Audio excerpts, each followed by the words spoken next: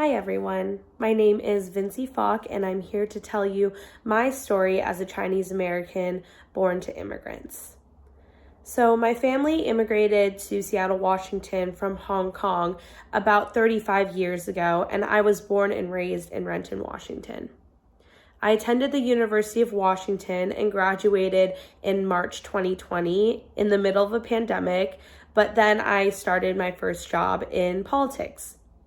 I've always had an interest in politics. It's something that I feel like you are always able to make a change, big or small, in the constituents of the state that you grew up in the state that you love. And it's always been a dream, and it's a dream come true for me. I'm very fortunate for that, especially as a first-generation student. My parents divorced when I was about 3 years old, and since then I've always been raised by basically all women. All my aunts, my grandma, my mom, they've all had very, very strong woman energy.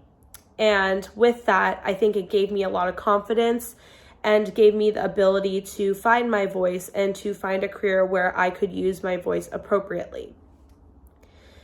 Growing up, I never understood why there were so many aunties always around, why we were doing favors for family members that I just didn't see my other friends that were not friends of color. Their families just didn't communicate that way. And I was always like, this is kind of a waste of my time. I want to be out with my friends, but we're at a family function or we're doing an errand for my uncle or so on and so on. And as I've gotten older, I have realized just how powerful it is that amongst the Chinese community and the Asian community at large too, your community is your family. And I think that's something I definitely took for granted when I was younger. That's something I never had to think about because when my mom was working 7 days a week, I always had one of her best friends take me home and feed me and keep me there until nighttime when my mom could pick me up. They were my childcare, they were my support system, and they weren't blood, but they were family. That's something I will always look back on and cherish now and realize just how sacred moments like that were. Because I was raised by all women and I had so many strong women role models in my life, I have always found it comfortable to use my voice.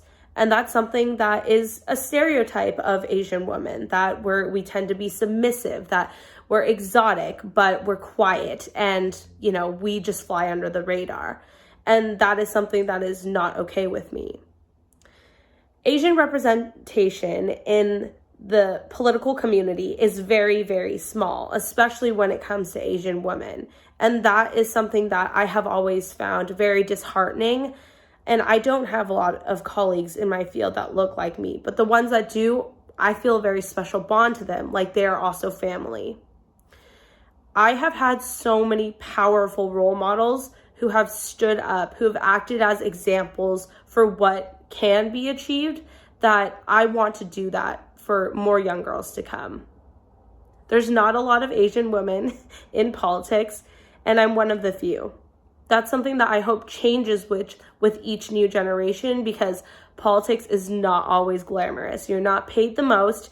You don't always get to do the most exciting work, but it's really important for the constituents that you serve.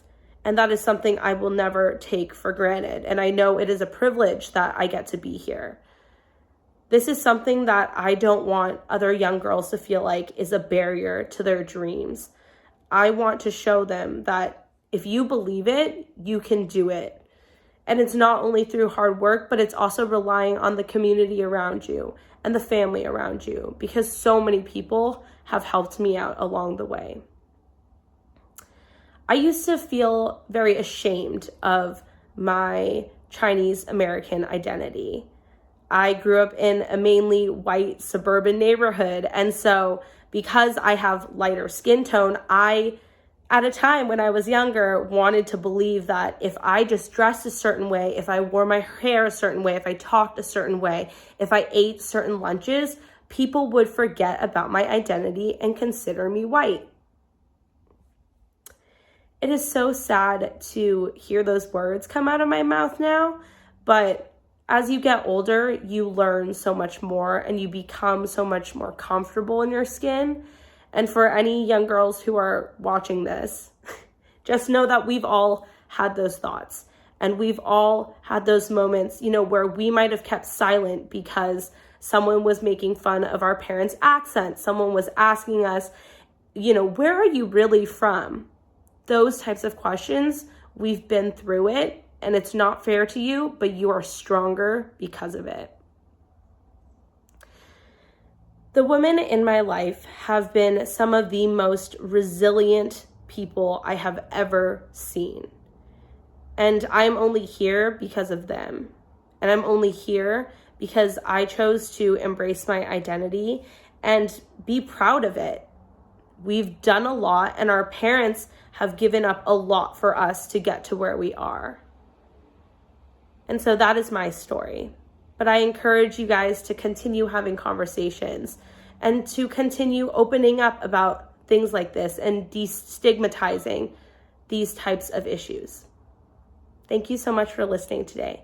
My name is Vincy Fok, and I'm a first-generation student. I'm a daughter of an immigrant, and I'm a proud Chinese American. Thank you.